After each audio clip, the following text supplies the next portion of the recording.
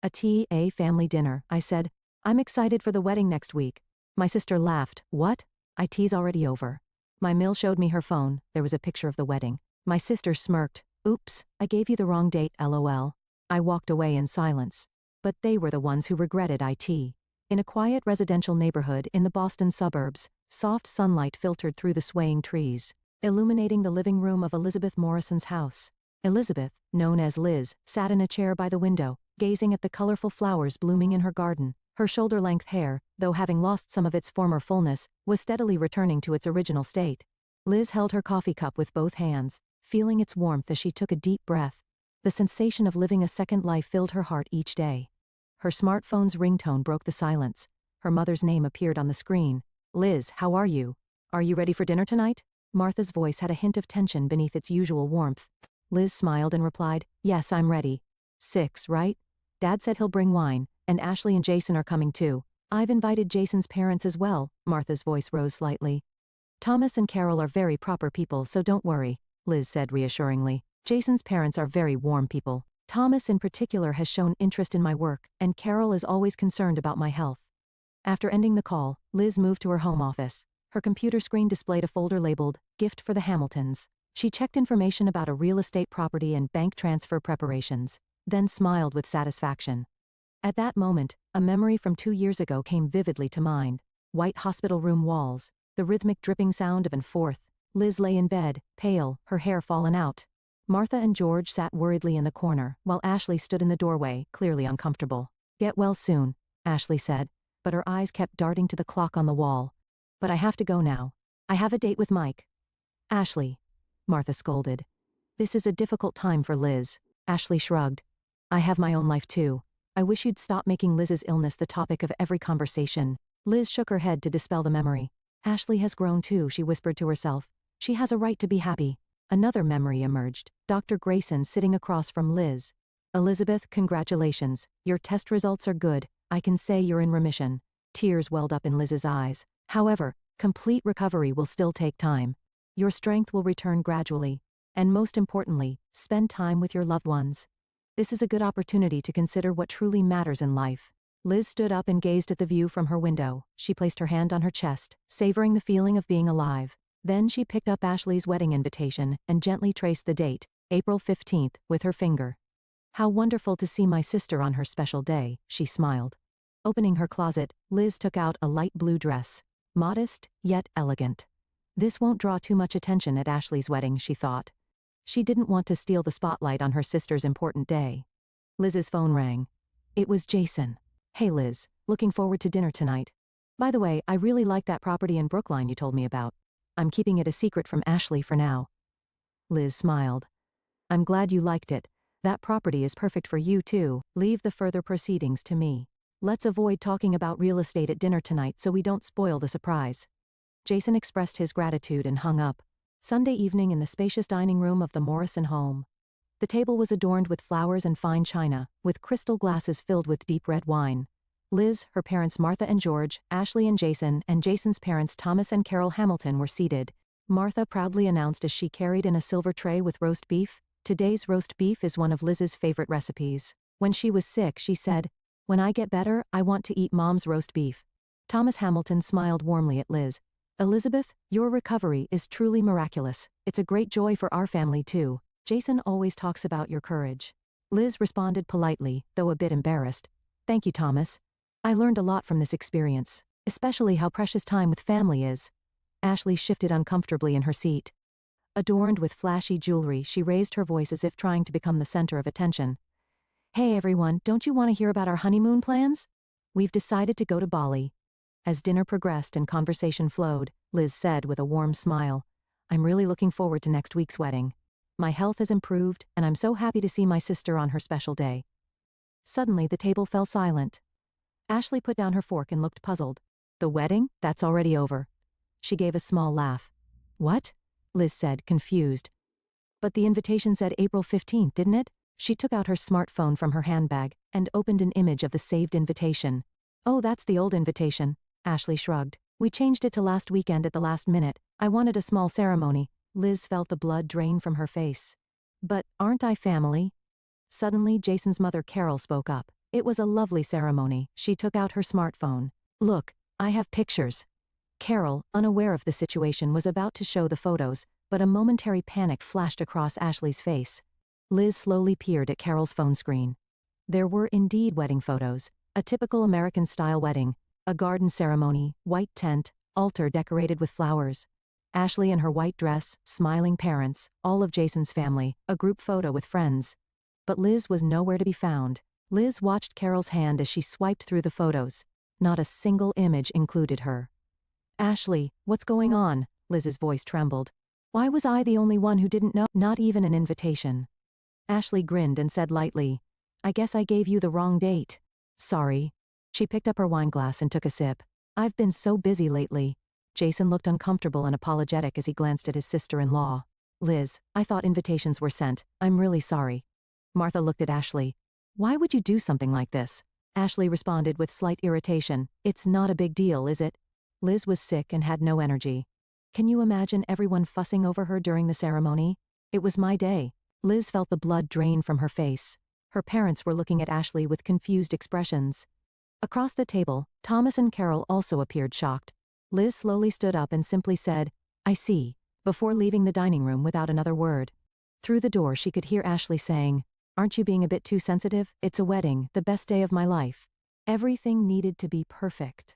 As Liz headed for the front door, she also heard Thomas's low, stern voice. Ashley, I value family above all else. This kind of behavior. Liz went outside, got into her car, and took a deep breath, fighting back tears.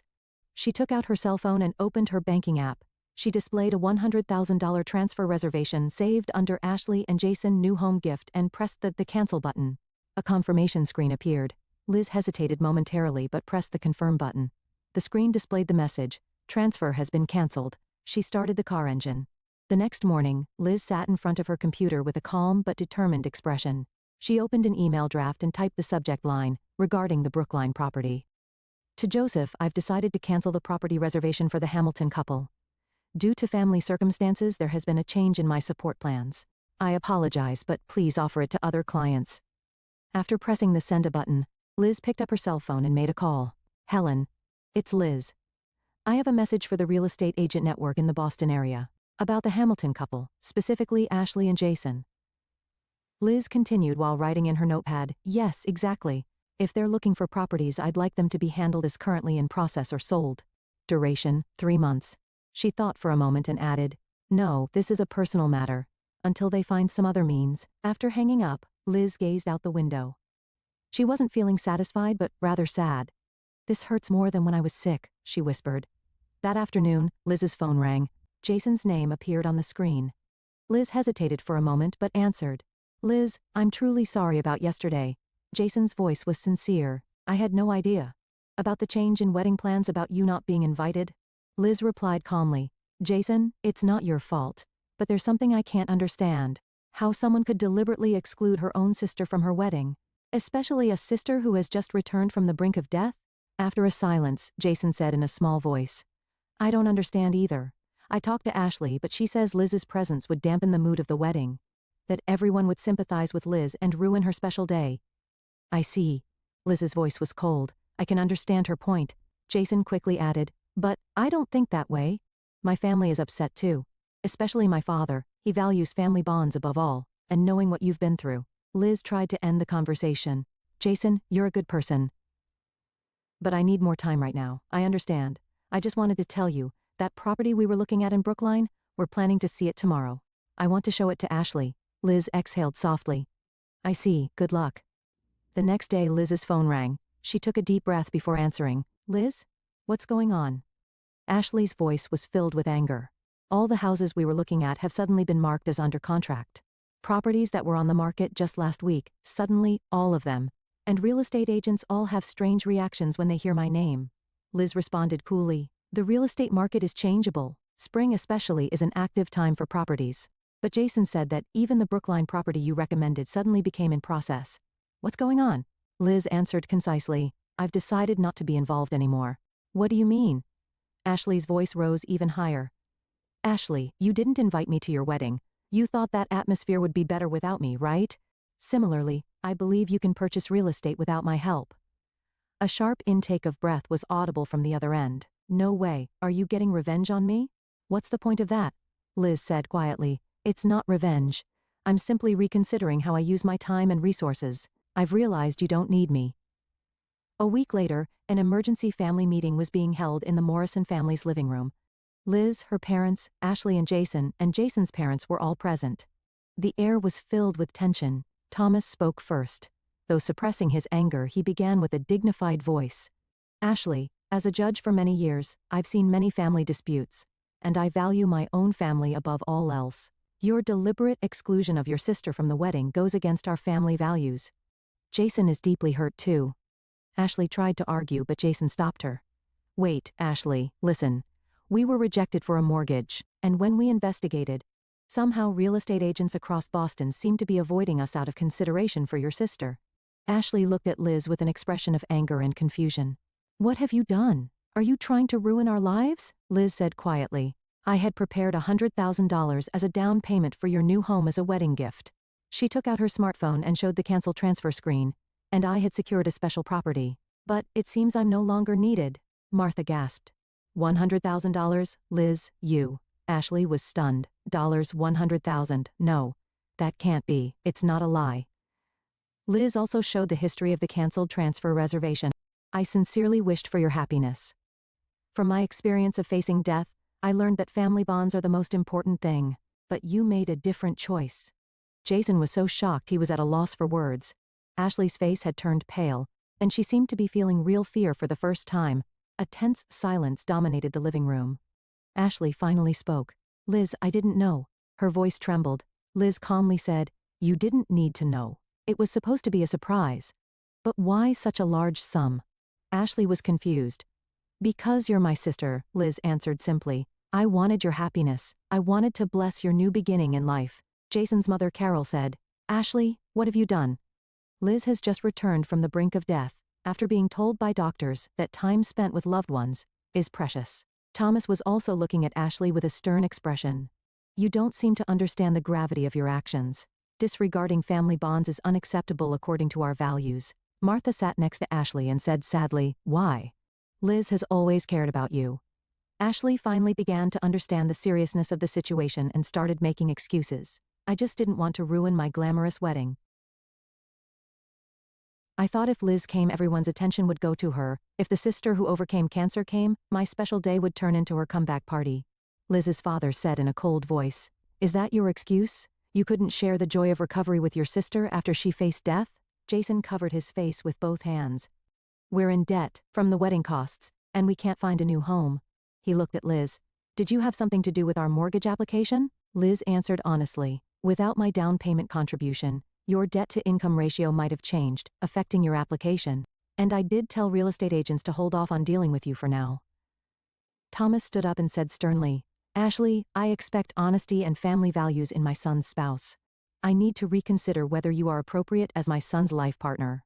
Ashley turned pale. What do you mean? Carol placed her hand on her husband's shoulder and quietly said, We'll have to reconsider the financial support we promised for the marriage too. Tears welled up in Ashley's eyes. But we're already married. Legally? Thomas maintained his stern expression. Law is my specialty.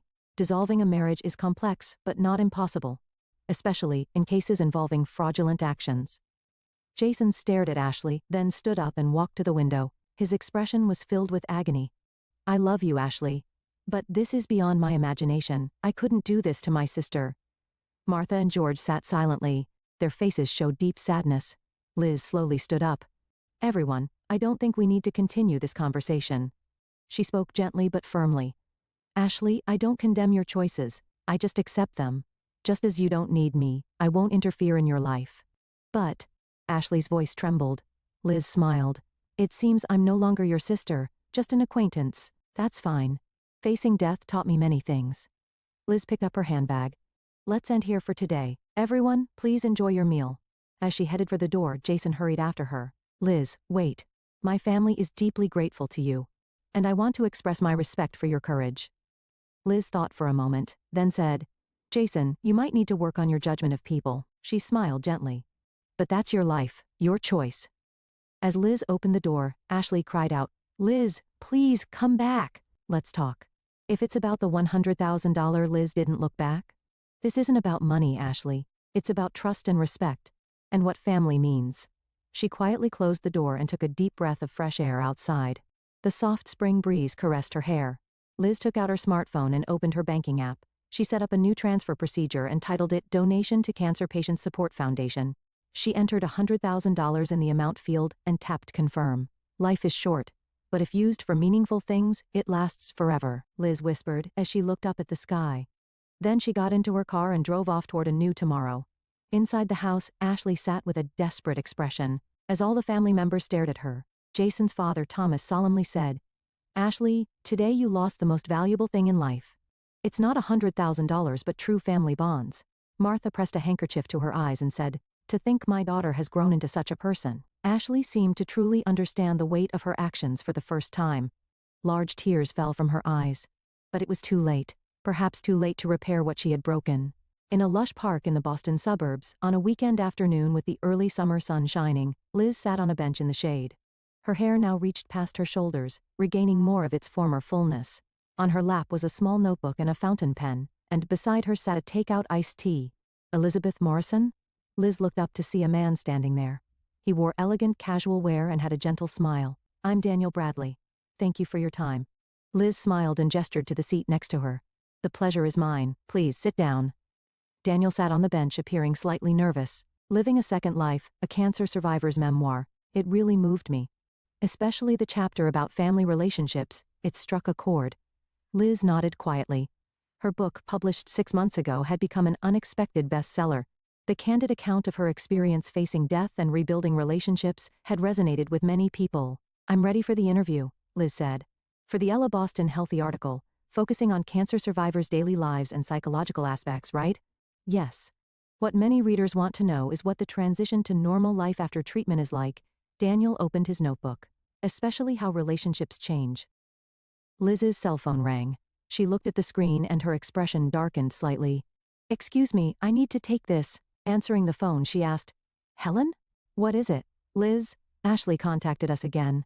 Helen's voice sounded tired. "That's the 3rd time this month alone," Liz sighed. "I understand. Handle it as usual." After hanging up, Liz turned to Daniel with an apologetic expression. "That was a work call. Shall we return to the interview?" Daniel suggested. "For the first question, how has your outlook on life changed after experiencing cancer?" Liz gazed into the distance. "I don't worry about small things anymore, and I've started living my life based on my own values, not others' expectations." At the same time, in a small apartment in downtown Boston, Ashley stood by the window, her expression mixed fatigue and regret. On the table was a pile of bills and an open laptop. The screen displayed an email with the subject, "Final Notice of Divorce Proceedings." The door opened, and Thomas entered. His expression, though stern, showed compassion. "Ashley, the discussions are over. I'm here as Jason's representative." He handed her an envelope containing documents. "This is the final proposal." Ashley took the envelope but didn't open it. "Thomas, can I still not see Liz?" Thomas shook his head. "She has stated clearly, she doesn't want to be involved anymore. But about that $100,000, that's irrelevant now." Thomas's voice was cold. "She donated that money to a cancer patient support foundation. What you took from her wasn't money, but trust." Ashley gazed out the window. Her once glamorous life had changed dramatically over the past year. The divorce from Jason, the withdrawal of financial support from the Hamilton family, and the collapse of her relationships. Her reputation in the Boston real estate industry had also plummeted. "I was truly foolish," she whispered. Thomas's expression softened slightly. "Everyone makes mistakes. The issue is how you act afterward. I read Liz's book." Ashley turned around. "Though she changed my name, anyone would know it's me. She hasn't forgiven me." "Forgiveness and rebuilding a relationship are different things," Thomas said. "She doesn't hate you. She's just keeping her distance to protect her own peace." Liz's interview was nearing its conclusion. "Last question," Daniel said. "Do you have any advice for readers whose family relationships have been damaged?" Liz chose her words carefully. "I don't think there's such a thing as a perfect family relationship. Sometimes deep wounds are inflicted. What's important is not to lose sight of your own value, and to have the courage to distance yourself when necessary." She picked up her teacup. "But at the same time, it's important not to close your heart. I lost my relationship with my sister, but I found a new chosen family. Friends and fellow survivors who share similar experiences." Daniel noted down her final words. "Thank you for this wonderful interview." As Liz was preparing to leave, her smartphone rang. It was a text message from Ashley. To Liz. I may not be able to return the $100,000, or your trust, but at least let me apologize. Before I sign the papers, please meet with me just once. Liz stared at the message for a long time. Then she began typing a reply to Ashley. I've already moved on. You should do the same. Don't worry about the $100,000, that was my choice. However, Liz paused, thinking deeply. Then she continued. Coffee would be fine. Next Tuesday, at the cafe on Newbury Street. 11 o'clock. From Liz. After pressing the send button, she looked up at the sky. It might not be complete forgiveness, but she understood better than anyone that life is short and unpredictable. Living a second life means having the courage to make new choices. Liz whispered to herself as if in self-affirmation. Then she stood up and took a new step forward. In the Boston sky, a cloudless blue stretched as far as the eye could see.